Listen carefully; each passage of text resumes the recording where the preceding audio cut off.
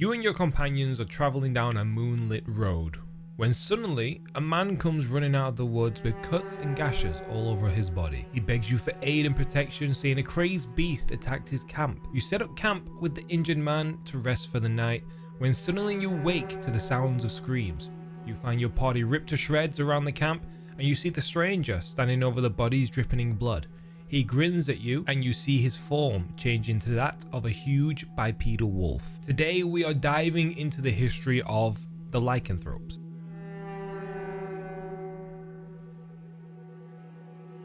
Hello and welcome to Dungeon Deep Dive, where we talk about all things D&D, from monsters and their lore to news and updates and tips and advice for anyone interested in Dungeons and Dragons and want to give it a try. Today we are talking about creatures found in many pieces of writing and games, not just D&D. Today we're talking about Lycanthropes. Lycanthropes made their first appearance into Dungeons & Dragons in the 1974 Dungeons & Dragons White Box set, specifically the Monsters and Treasures book, where they introduced the werewolf, the werebear, the wereboar, and the were-tiger. As you can see already, there are many variants of Lycanthropes, not just the classic werewolf, and also many homebrew were-creatures that people have made over the years. Lycanthropes, being shape changers, have two forms that they can change into, that of the animal that infected them with the curse, and that of their humanoid form. When in their humanoid form, they can look just like your average day humanoid, but over time, the more the curse sits in their system, they begin to inherit features in their humanoid form that resembles their animal form. This could be anything from sharp teeth beginning to form in their mouths, extra hair beginning to grow on their body, or the ears beginning to grow more pointed and animalistic. The curse of lycanthropy itself can be administered through different ways. One way is the classic way, and that's getting bitten by someone already cursed or a true lycan. This version of the curse can be cured with a simple remove curse spell on the infected individual. The second is if someone is naturally born from two pure blood lycans. This variety of the curse can only be cured with a powerful wish spell. A person infected with lycanthropy from a bite will have a beast form based upon the creature that gave them the curse in the first place. These forms could be the classic werewolf, the werebear, the wereboar, the were-tiger, the were-rat that first appeared in D&D's 1975 Greyhawk supplement, the were-badger, were-bison, the were-dire, the were-jaguar, the were-leopard, the were-lion, the were-ram, the were-saber, the were-sloth, and the were-weasel that first appeared in the 1980s Dragon magazine number 40. The were-shark, the were-bison, the were-cat, the were-dog, the were-dolphin, the were-leopard, the were-owl or warrel as it's abbreviated, the were-panther, and the were-spider. And there's many more variants out there. I think I've counted in total there's around 36 or 37 variants of were-creatures. That's a lot of variants. Once someone is infected with the curse, it's not totally over for them. They do have a choice to fight against the curse or embrace their new feral nature. If an individual chooses to resist the curse, they gain the ability to regain its alignment and mental state that it had in its humanoid form and live out their life as they used to. But deep inside there is a feral beast raging, waiting for its time to be released. When the night of a full moon rolls around, the feral rage inside the cursed humanoid grows too strong and is released whether they want to or not. Once the shape change happens, the lycan goes full feral and goes on a bloodthirsty rampage while the moon is high. When the moon begins to die down though, is when the individual can begin to regain control of itself and change back into its humanoid form. If the individual is not aware that they are infected with lycanthropy, when they change back into their humanoid form, they tend to have a habit of not remembering the night they transformed. Instead of the memories, they will have vicious flashbacks of vision-like nightmares when they sleep at night. But if a lycan is a naturally born were-creature, they can instinctually control the curse at will, but still feel the strong bestial feral rage when the full moon rises. Some people choose to give in to the bestial nature of the curse and through the years learn to master their shape change ability and can choose to change their form at will. Although giving in to the beast inside, they become evil in nature and succumb to the bloodlust, hunting anything they can find and what they think is weaker than themselves. Lycanthropes are known to create communities and settlements with others of their kin, but will mainly consist of lycans that have mastered their ability to change their form from humanoid to beast. They feel a natural connection to the creatures that are similar to their beast form, e.g. a wereboar would have a particular connection with normal boars. Lycans that are born naturally with the affliction consider it as a gift, whereas people infected with it still feel it as a curse and tend to try and get the curse cured. In most settings, lycanthropy is kept in secret and if found out will be hunted and killed on sight, hence why communities of lycans tend to live in secret in the deepest darkest woods or caverns. Lycans don't really have a deity that they worship as a god, but the two closest gods associated with Lycans would be Malar, the god of hunting, stalking, bloodlust and bestial savagery, where it is said he used barbaric human tribes and gifted them with qualities of the predators they admired. And the other one is Selûne, the goddess of the moon, where it's rumored that Selûne blessed a group of human orphans to help them survive the dangerous wilds. With there being a ton of different variants of were creatures, I'm not going to go through every single variant because there is a lot. I will go through the main subraces of were creatures, that being the werewolf, wereboar, werebear and weretiger.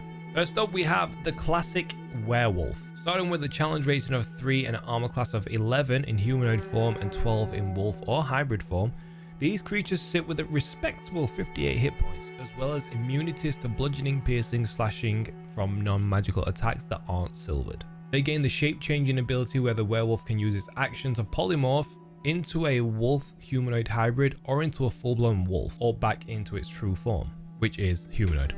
Its statistics, other than its AC, are the same in each form. Any equipment it is wearing or carrying isn't transformed.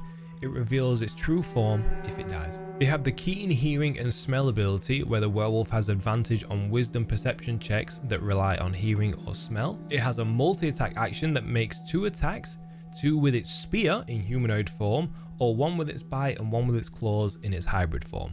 The bite deals 1d8 plus 2 piercing damage, and if the target is a humanoid, it must succeed on a DC 12 Constitution saving throw, or be cursed with werewolf lycanthropy. The claws deal 2d4 plus 2 slashing damage, and the spear deals 1d6 plus 2 piercing damage, or 1d8 plus 2 piercing damage if fused with 2 hands to make a melee attack. The werebear sits at a challenge rating of 5 and an AC of 10 in humanoid form and 11 in lycan form. It has a beefy 135 hit points and again is immune to bludgeoning, piercing, slashing from non-magical attacks that aren't silvered. I'm going to say now every single lycan in this list is immune to bludgeoning, piercing, slashing from non-magical attacks that aren't silvered. It's just a standard for them all. Again, it has the shape change ability, but unlike the werewolf, it only has the keen smell ability. It doesn't have the hearing. It also has a multi-attack, but in bear form it makes 2 claw attacks, and in humanoid form it makes 2 great axe attacks. In hybrid form, it can attack like a bear or a humanoid. The bear's bite deals 2d10 plus 4 piercing damage, and if the target is a humanoid, it must succeed on a DC 14 Constitution saving throw, or be cursed with the werebear lycanthropy. And its claws deal 2d8 plus 4 slashing damage, and its great axe deals 1d12 plus 4 slashing damage. Next on the list, we have the wereboar. At a challenge rating of 4 and 78 hit points, it has the same AC as the werebear, but with a couple extra little treats up its sleeve. It has a charge ability where if the wereboar moves at least 15 feet straight towards a target and then hits it with its tusks at the same turn, the target must take an extra 2d6 slashing damage, and if the target is a creature, it must succeed on a DC 13 strength save or be knocked prone. It also has an ability called Relentless, kinda similar to the half-orc ability Relentless Endurance, where if the werebear takes 14 damage or less, that would reduce it to 0 hit points. It is instead reduced to 1 hit point. It has an attack with its maul that deals 2d6 plus 3 bludgeoning damage, and a tusk attack. This is to replace the bite attack of the other races.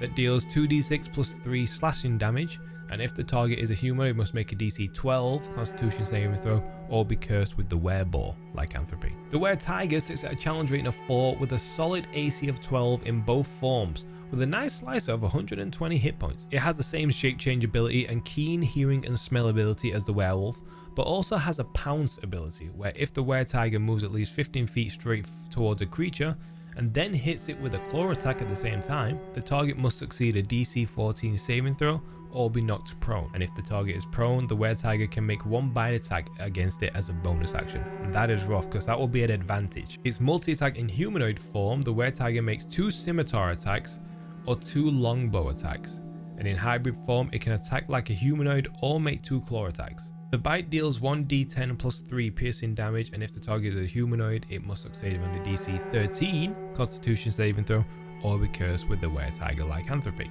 The claws deal 1d8 plus 3 slashing damage, and the scimitar deals 1d6 plus 3, and the long blow Oh my. and the longbow deals 1d8 plus 2 piercing damage. And to round it off, we have, I threw this one in there because I found this one interesting, we have the Were Spider. Another one at a challenge rating of 4, it has 13 AC in humanoid form and 14 in spider or hybrid form. With 104 hit points, it has the ability Spider Climb, where it can climb difficult surfaces, including upside down on ceilings, without needing to make an ability check. It also has the ability that while in contact with a web, the Were Spider knows the exact location of any other creature in contact with the same web. These guys will be very good at setting traps. Its bite doesn't do a lot of damage, but has some extra effects on top of it. It deals 1d8 plus 3 piercing damage, and the target must make a DC 12 Constitution saving throw, or take 2d8 poison damage on a failed save, or half as much on a successful one. And if the poison damage reduces the target to 0, the target is stable but poisoned for 1 hour. Even when it regains its hit points, it is then paralyzed while poisoned in this way. And if the target is a humanoid and fails its Constitution saving throw, it is cursed with the Were Spider Lycanthropy. It has a claw attack that deals 2d4 plus 3 slashing damage, and in full spider form, it has a range attack where the target is restrained by webbing, and as an action, the restrained target can make a DC 12 strength check, bursting the webs in the process, but the webbing can also be attacked and destroyed. It has an AC of 10 and 5 HP. It is vulnerable to fire damage, but immune to bludgeoning, poison, and psychic damage. When I decided to start researching Lycanthropes, I was not expecting there to be this many variants, but I'm glad I did because these were a lot of fun to learn about. With there being too many variants, there are endless possibilities for encounters. You could have a small town that suddenly went quiet, so you get sent to investigate, only to find it looks totally normal. The people are going by their normal day. But at night it becomes a bloodbath with lycans raging the townsfolk, only to discover that their leaders of the towns are all lycans and are using the town as a personal food pit. Maybe you could have some sea variant were sharks that maybe board a ship you and your party are on to take it over and take control and then take you captive.